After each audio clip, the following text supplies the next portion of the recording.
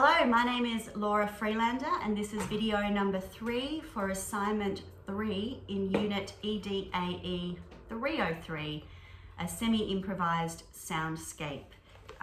This is the stimulus image, which represents particles in the 3 states of matter. The top box representing the behaviour of particles in gas form.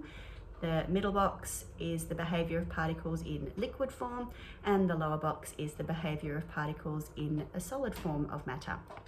So our soundscape is representative of these 3 states of matter. We'll be starting with solid, moving into liquid, and finally into gas. In the solid state of matter, particles are tightly packed together in an organised formation and they vibrate against each other. In a liquid form of matter, particles move freely, bouncing off each other at a medium tempo and at a random order.